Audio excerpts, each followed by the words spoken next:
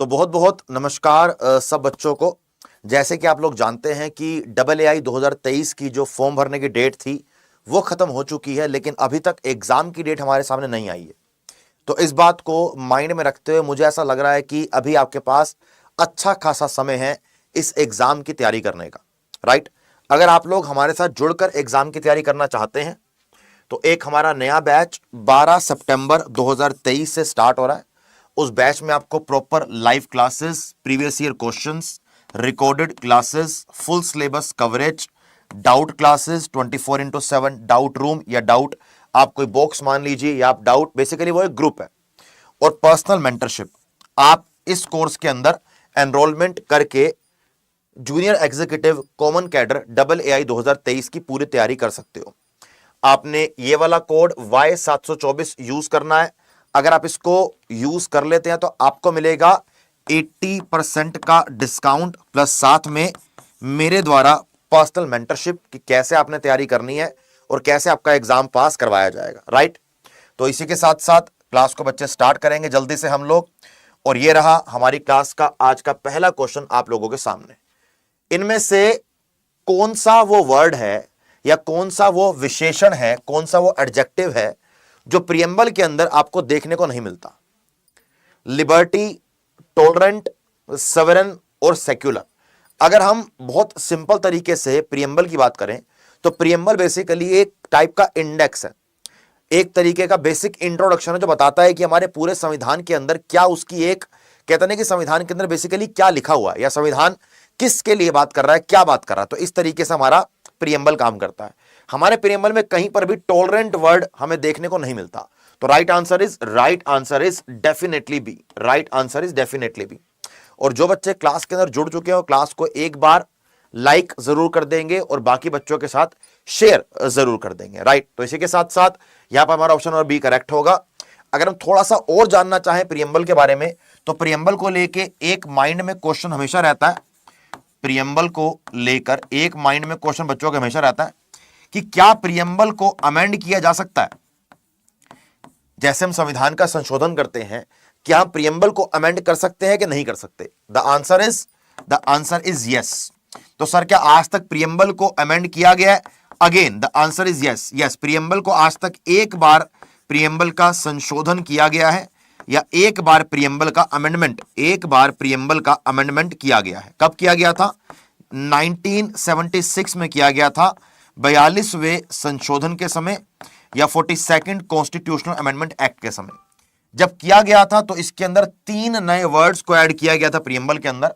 और वो 3 नए वर्ड कौन कौन से थे बच्चे? एक था सर सेक्युलर, एक था आपका सोशलिस्ट और एक था आपका इंटीग्रिटी।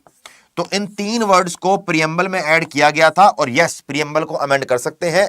प्रियम्बल को आज तक केवल और केवल एक ही बार अमेंड किया गया है। तो इस बात को भी आप माइंड में रखकर चलेंगे, ठीक है भैया। चलिए, तो इसी के साथ साथ let's move on to question number 2। ये रहा आपके सामने आपकी स्क्रीन पर। ड्राफ्टिंग कमेटी, संविधान बनाने के लिए ड्राफ्टिंग कमेटी बनाई गई थी।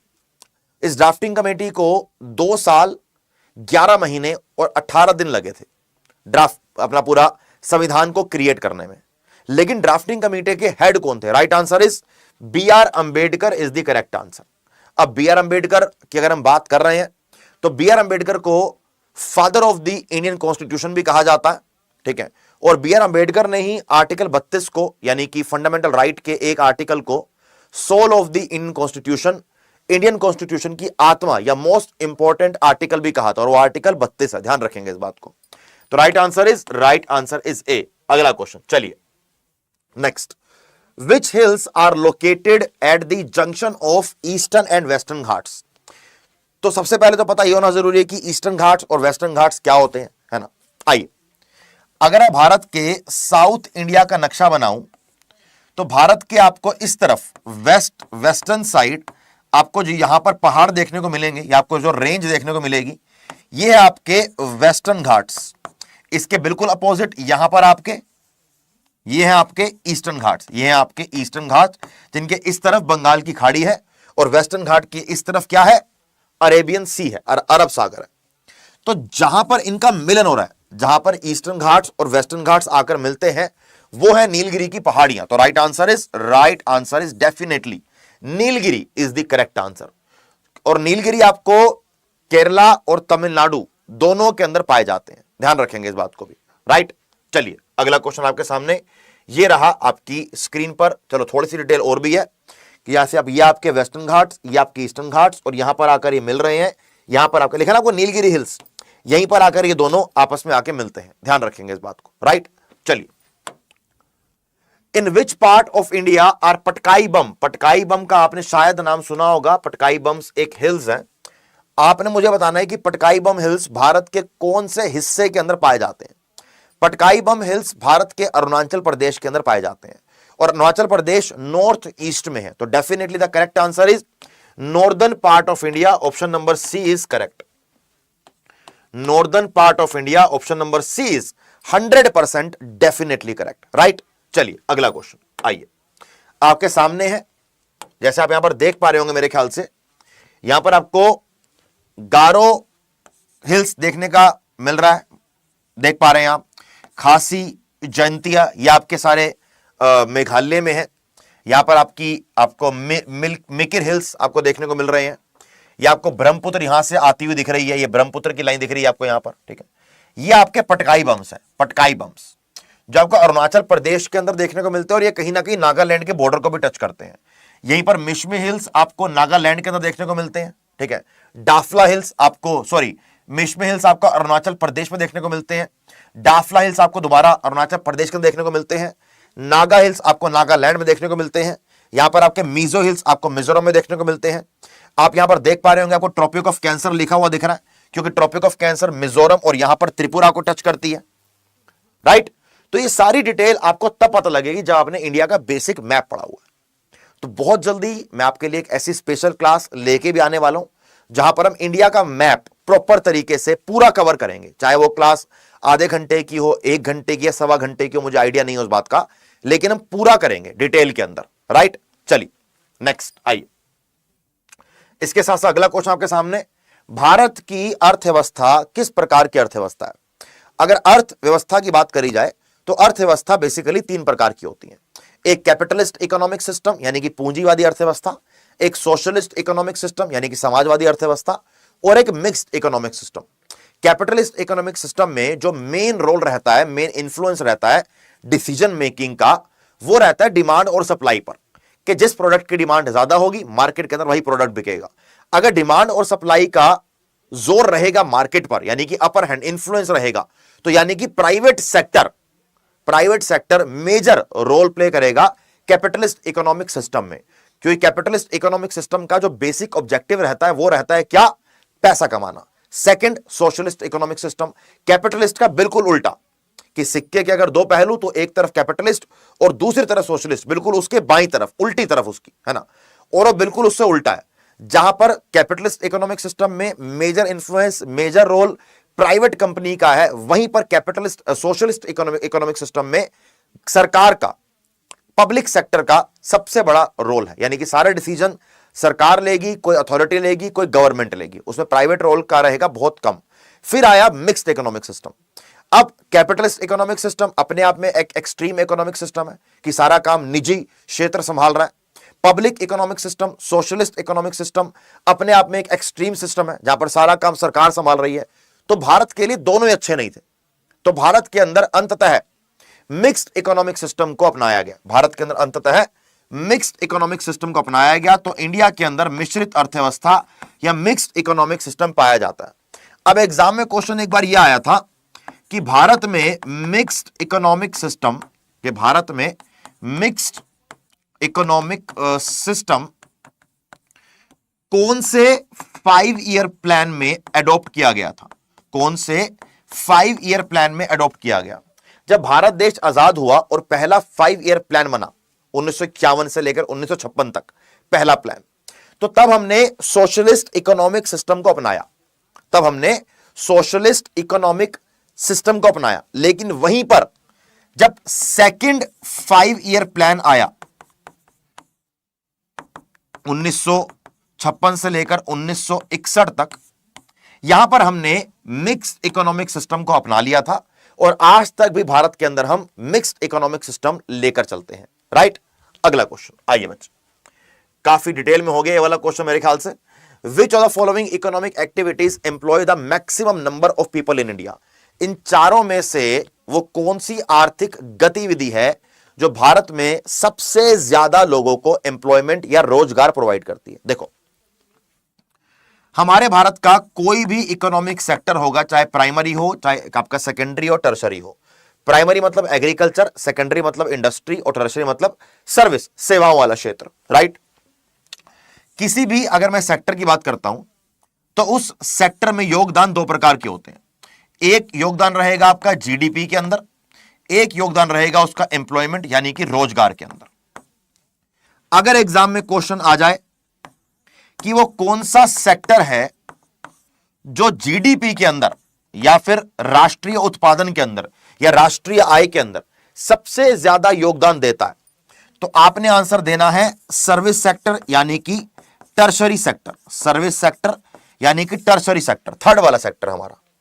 वही एग्जाम में क्वेश्चन जो आपका ये वाला आया हुआ है कि सबसे ज्यादा लोगों को, मैक्सिमम नंबर ऑफ लोगों को एम्प्लॉयमेंट प्रोवाइड करेगा, यानी कि सबसे ज्यादा रोजगार कौन सा सेक्टर प्रोवाइड करेगा? Right answer is agriculture.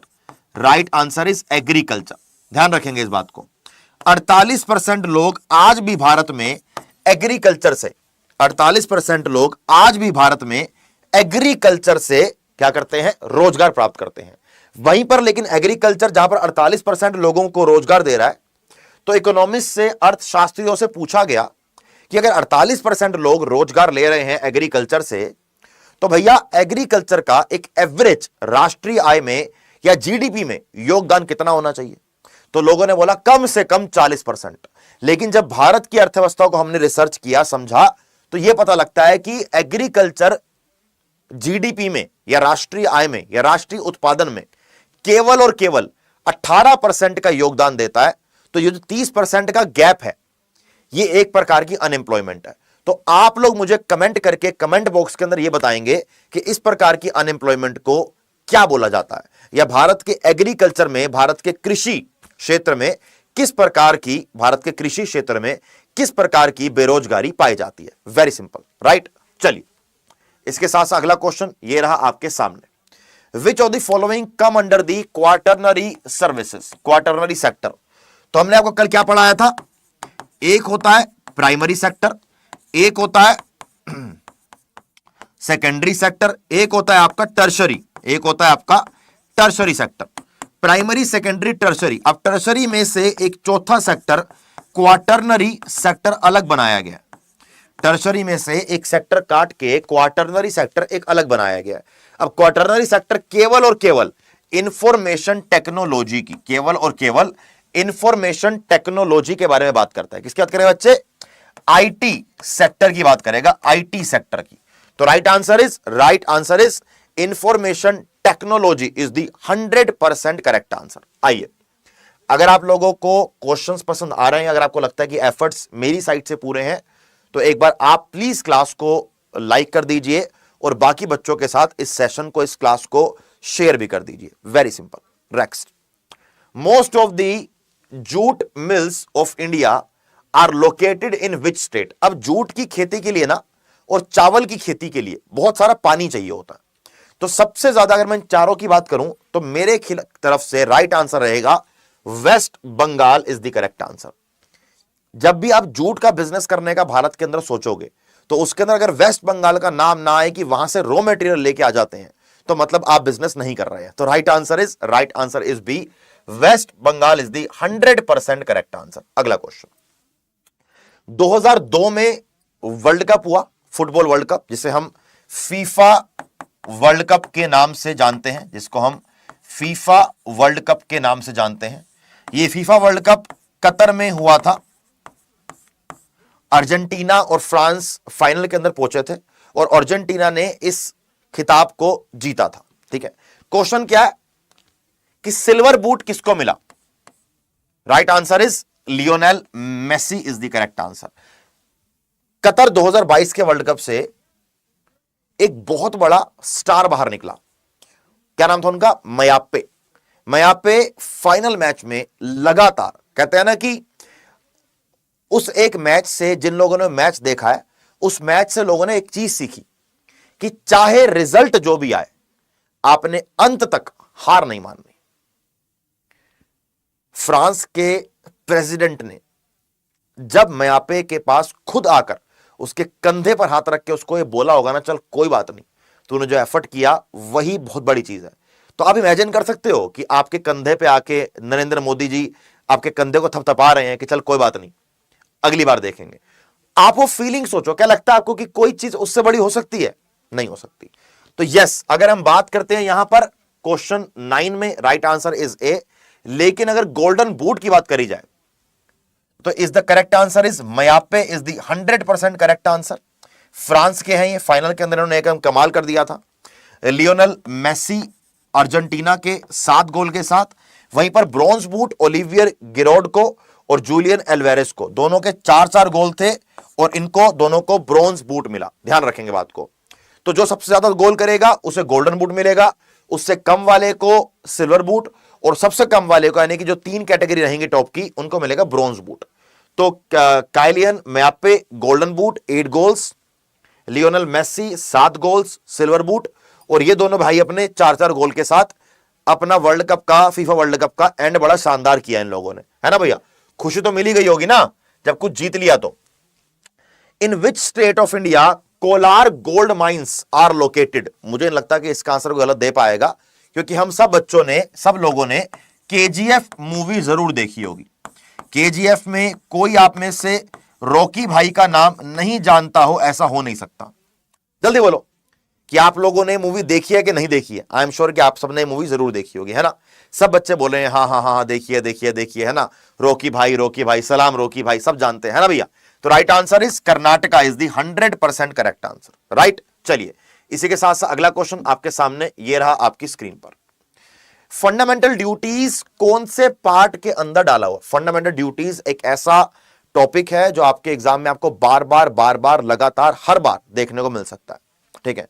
अगर मैं आपसे फंडामेंटल ड्यूटीज की बात करता हूं, अगर मैं आपसे फंडामेंटल ड्यूटीज की बात करता हूं, fundamental duties article 51A part 4A, right.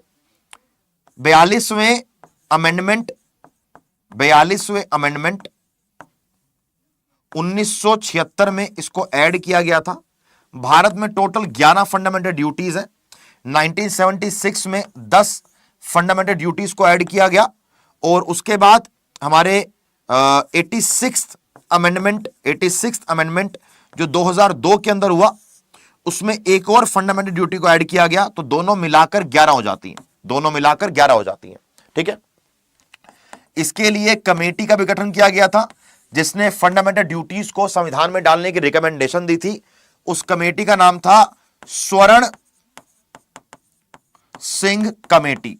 यही बातें आपको फंडामेंटल ड्यूटीज को लेकर आपके एग्जाम में आती हैं, और आई एम श्योर कि आपको ये सब पता होना चाहिए। एक क्वेश्चन एग्जाम में और भी आता है कि फंडामेंटल ड्यूटीज हमने कौन सी कंट्री से बोरो करी है? यूएसएसआर, जिसको अब हम प्यार से रशिया के नाम से जानते हैं, जिसको अभी हम प्यार से रशिया के नाम से जानते हैं।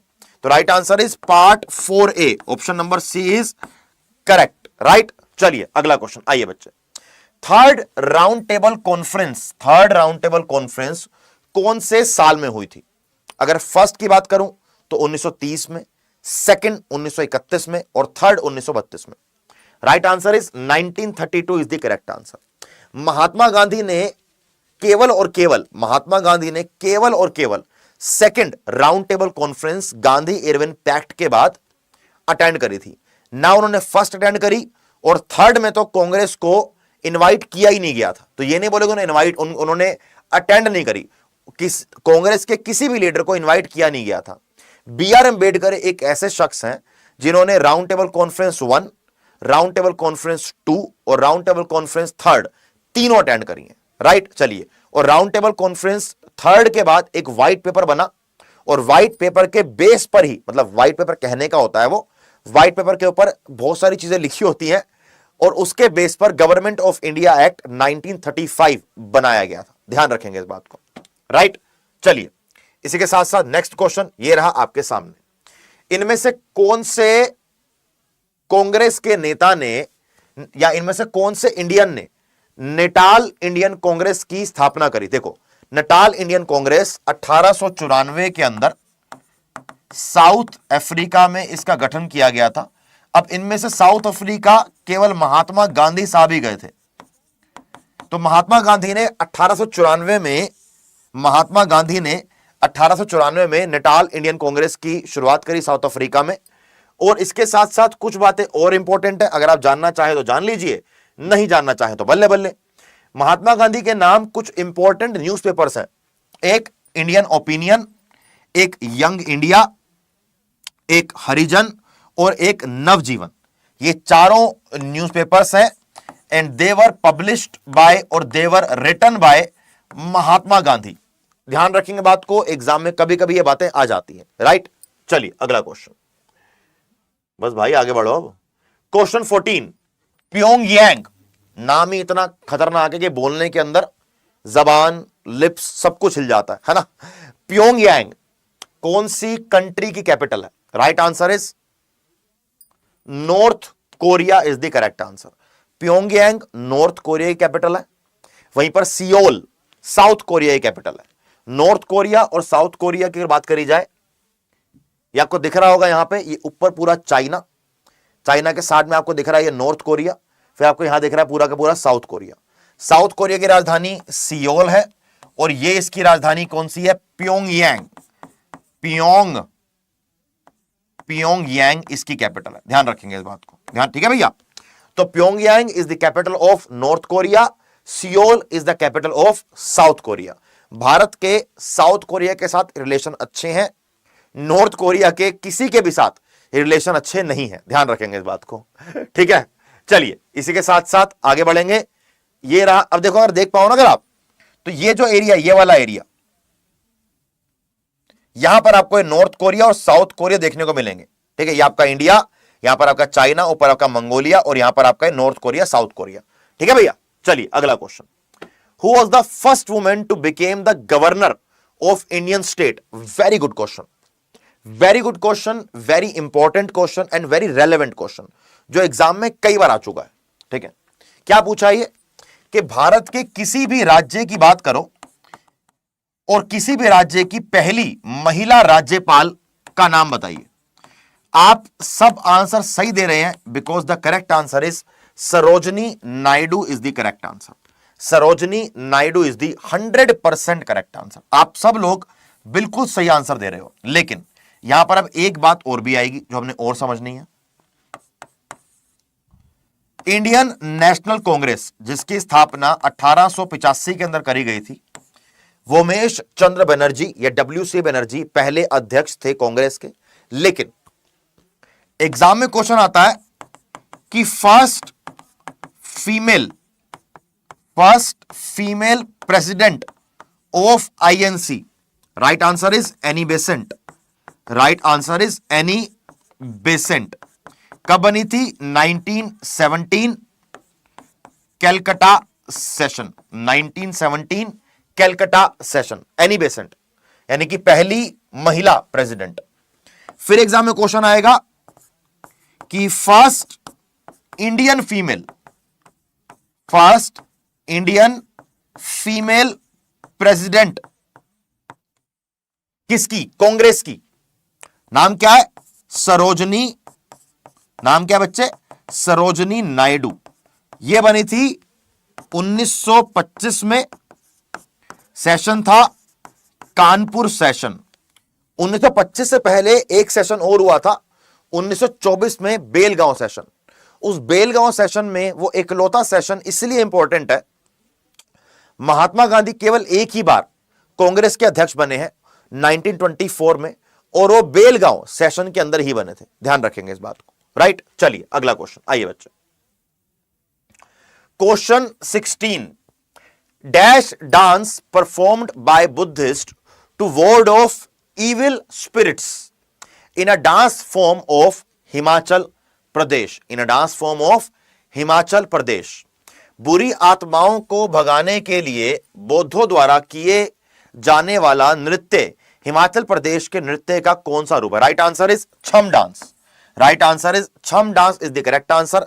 ऐसे मुखौटा पहन के भूतों को भगाने के लिए, नेगेटिव एनर्जी को दुनिया से भगाने के लिए बुद्धिस्ट लोग हिमाचल प्रदेश में छम छम करके फुल एकदम मस्ती में डांस करते हैं और इस प्रकार की वेशभूषा पहन के डांस करते हैं।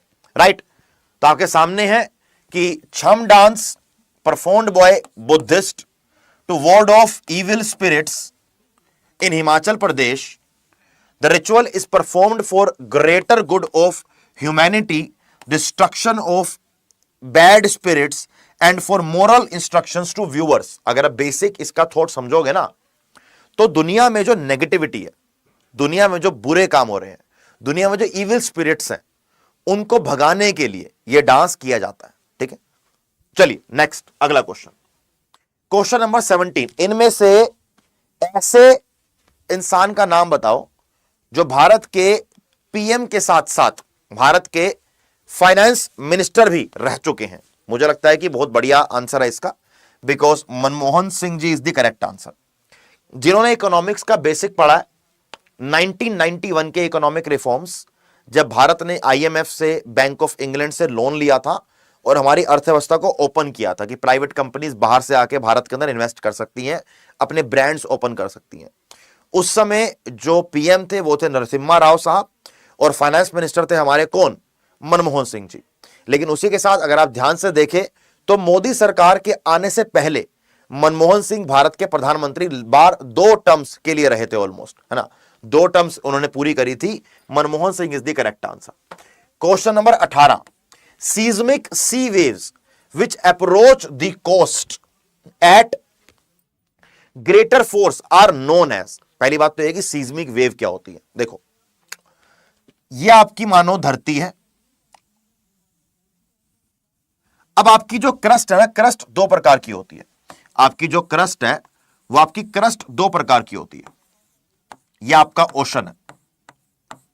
आपकी क्रस्ट 2 प्रकार से कैसे होती है, अगर बात करें इस बारे में, तो एक होती है कॉन्टिनेंटल क्रस्ट, एक होती है कॉन्टिनेंटल क्रस्ट। वो क्रस्ट, वो भूपर्पटी जिसके ऊपर आपका लैंड है, ठीक है, जहां पर आप लोग रह रहे हो, जहां पर आपकी ये पेड़ पौधे हैं, जहां पर आपकी बड़ी बड़ी बिल्डिंग्स बनी हुई हैं। वहीं पर एक क्रस्ट समुद्र के नीचे है जिसे बोलते हैं ओशनिक क्रस्ट, जिसे बोलते हैं ओशनिक क्रस्ट। ठीक है, हम लोग जानते हैं कि फोकस से, है ना, आपके हाइपोसेंटर से, जो आपकी जब आपस में कोई प्लेट्स टकराए या दूर जाए, जो वेव निकलती है, धरती का जो कंपन होता है, उसे बोलते हैं सीज्मिक वेव्स। अगर सीज्मिक वेव कॉन्टिनेंटल क्रस्ट के नीचे आ रही है तो वो अर्थक्वेक होगा। वही काम अगर ओशनिक क्रस्ट के नीचे हो रहा है और उसकी वजह से समुद्र की लहरें बड़ी बड़ी होके, समुद्र की लहरें बड़ी बड़ी होके तट पर आकर बहुत ज्यादा नुकसान कर रही हैं, बिल्डिंग्स का, लोगों का, तो उसको बोलते हैं सुनामी। तो correct answer is tsunami is the correct answer. जो बच्चे आंसर टाइड्स दे रहे हैं, बेटा टाइड्स वेव्स की वजह से नहीं होता या किसी एनर्जी की वजह से नहीं होता। टाइड्स आते हैं जब चंद्रमा अपने गुरुत्वाकर्षण से या सूरज अपने गुरुत्वाकर्षण से समुद्र के पानी को अपनी तरफ खींचता है। ठीक है, टाइड्स क्यों आते हैं? Due to gravitational force of sun and moon, जहां पर मून का इंफ्लुएंस ज्यादा होता है और सन का इंफ्लुएंस कम होता है। इसलिए हमेशा आपको लोग ये बोलेंगे कि चांद के गुरुत्वाकर्षण बल से टाइड्स आते हैं, लेकिन सूरज के भी गुरुत्वाकर्षण बल से छोटे टाइड्स आते हैं। ध्यान रखेंगे इस बात को। तो हमारे इस क्वेश्चन का आंसर सुनामी रहेगा। अब सुनामी आती कैसी है और सुनामी कितनी खतरनाक हो सकती है, वो ये आपके सामने आप देख सकते हो। सुनामी इतनी खतरनाक होती है कि पूरे के पूरे शहर को ये डुबा सकती है। राइट, चलिए, dash was the first chief election commissioner of India. मेरे को बच्चे ने बोला, अभी एक 50 मिनट सेशन के कमेंट्स पढ़ रहा था मैं, कल वाले, आई थिंक कल या परसों वाले जो भी था, बच्चे ने लिखा कि सर फर्स्ट इन इंडिया करवा दीजिए। तो उस पर काम चल रहा है और बहुत जल्दी फर्स्ट इन इंडिया आपको 15 मिनट सीरीज में करवाया जाएगा। Right answer is Sukumar Sen is the 100%, Sukumar Sen is the 100% correct answer. अगला क्वेश्चन आपके सामने है, Sukumar Sen first chief election commissioner. अगर एग्जाम में क्वेश्चन आ जाए कि फर्स्ट मतलब कोई भी चीफ इलेक्शन कमिश्नर या फिर इलेक्शन कमिश्नर किसके द्वारा अपॉइंट करे जाते हैं, तो राइट आंसर इज राष्ट्रपति के द्वारा, राष्ट्रपति के द्वारा अपॉइंट करे जाएंगे। साथ साथ इलेक्शन कमीशन का अगर क्वेश्चन आ जाए कि इलेक्शन कमीशन का आर्टिकल क्या होता है, इलेक्शन कमीशन का आर्टिकल क्या होता है, अगर आपके एग्जाम में ये वाला क्वेश्चन आ जाए तो article is 324 is the article of election commission. Right, ध्यान रखेंगे इस बात को। अगला क्वेश्चन, रेजिडरी सब्जेक्ट या अवशिष्ट विषयों पर कानून बनाने का अधिकार किसको है, हम इसके बारे में ऑलरेडी बात कर चुके हैं। द राइट आंसर इज संसद, यानी कि union government is the correct answer, union government is the 100% correct answer. Right, residuary subject थोड़ा सा अगर एक्स्ट्रा पढ़ना चाहे तो हमारे स्केड्यूल 7 के अंदर, हमारे स्केड्यूल 7 के अंदर आपको 3 लिस्ट देखने को मिलेंगी, 3 लिस्ट देखने को मिलेंगी। एक यूनियन लिस्ट, एक स्टेट लिस्ट और एक कंकरेंट लिस्ट। कंकरेंट लिस्ट का मतलब होता है समवर्ती सूची, ये केंद्र की सूची, राज्य की सूची और ये समवर्ती सूची। समवर्ती सूची में सेंटर और स्टेट दोनों को कानून बनाने का अधिकार होता है, लेकिन अगर कोई ऐसा सब्जेक्ट आए सामने जहां पर वो सब्जेक्ट इन तीनों के अंदर मेंशन नहीं किया गया तो उसे बोलते हैं रेजिडरी सब्जेक्ट। क्या बोलते हैं उसको, उसे बोलते हैं रेजिडरी सब्जेक्ट। अब उस रेजिडरी सब्जेक्ट पे या अवशिष्ट विषय पर केवल और केवल भारत की संसद को या भारत की सेंट्रल गवर्नमेंट ऑफ इंडिया को कानून बनाने का अधिकार है। ध्यान रखेंगे इस बात को।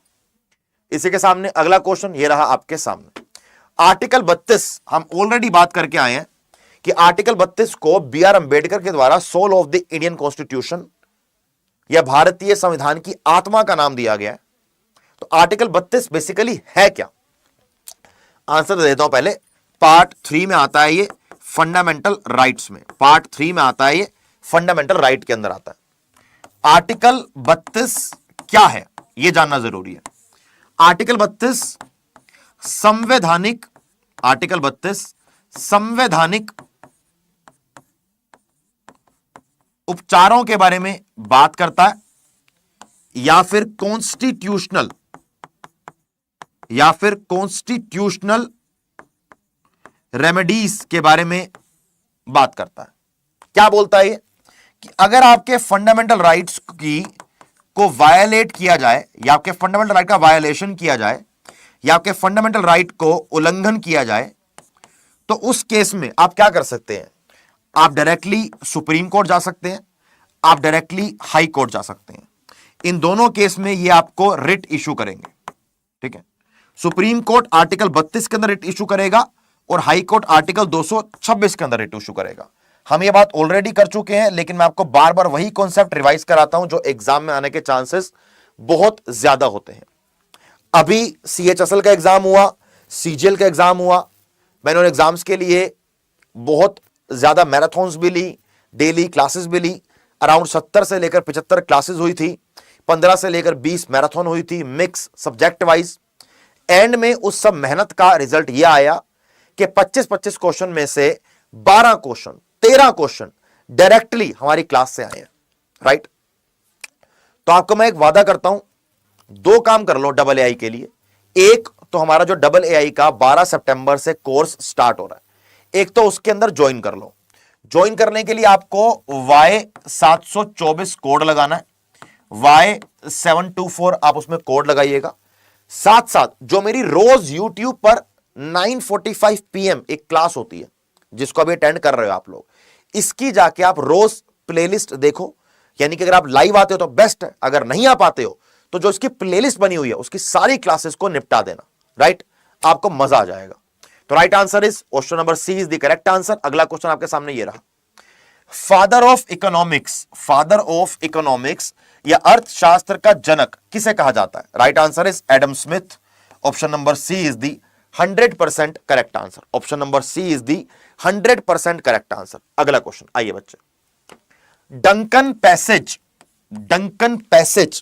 किन दो चीजों के बीच में या किन दो द्वीपों के बीच में स्थित है? पहली बात तो यह कि Duncan passage Andaman Nicobar island में है और डंकन पैसेज अंडमान को ही दो हिस्सों में डिवाइड करता है। किस किस को? साउथ अंडमान को और लिटिल अंडमान को। तो right answer is south Andaman and little Andaman is the correct answer. ठीक है, देखो ऐसे है बेसिकली, ये है आपका नॉर्थ अंडमान, ये है आपका मिडिल अंडमान, ये है आपका साउथ अंडमान। जो पोर्ट ब्लेयर है वो साउथ अंडमान में ही है। यहां पर आपका छोटा सा है लिटिल अंडमान, इसके बीच में यहां पर जा रहा है डंकन पैसेज, इसके बीच में यहां पर जा रहा है आपका Duncan passage. DP Delhi police की वैकेंसी भी आई हुई है, तो जो बच्चा दिल्ली पुलिस की तैयारी कर रहा है वो दिल्ली पुलिस के बैच में एनरोलमेंट कर सकता है। ठीक है, अब लिटिल अंडमान के नीचे आपका एक 10 डिग्री का चैनल जा रहा है, 10 डिग्री चैनल जा रहा है आपका एक। अब ये 10 डिग्री चैनल अंडमान को और निकोबार को डिवाइड करता है। ये भी ध्यान रखेंगे आप, ये भी आपके एग्जाम में चीजें कई बार आती हैं। राइट, आगे बढ़ेंगे। अब ये देखो, मैंने आपको बता भी दिया और इसके आगे ज्योग्राफी का मैप भी है ना। देखो डंकन पैसेज आपका ये एरिया साउथ अंडमान वाला है और यहां पर आपका लिटिल अंडमान है, इन दोनों को डिवाइड कर रहा है आपका डंकन पैसेज। इसके नीचे कार निकोबार आइलैंड, ये लिटिल अंडमान यानी कि अंडमान और निकोबार को 10 डिग्री चैनल डिवाइड कर रहा है। ध्यान रखेंगे इस बात को। राइट, चलिए, रिजर्व बैंक ऑफ इंडिया जो भारत का एक सेंट्रल बैंक है, इसे नेशनलाइज्ड कब किया गया था? रिजर्व बैंक ऑफ इंडिया जो भारत का एक राष्ट्रीय बैंक है, थोड़ा सा आरबीआई को जरा रिवाइज कर लेते हैं एक बार। रिजर्व बैंक ऑफ इंडिया जिसका गठन 1935 में हुआ, आरबीआई एक्ट 1934 के अंतर्गत यह किया गया था।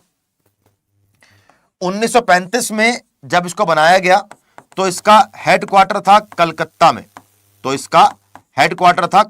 में, लेकिन केवल 2 साल के बाद 1937 में इसके हेडक्वार्टर को चेंज करके बॉम्बे कर दिया गया।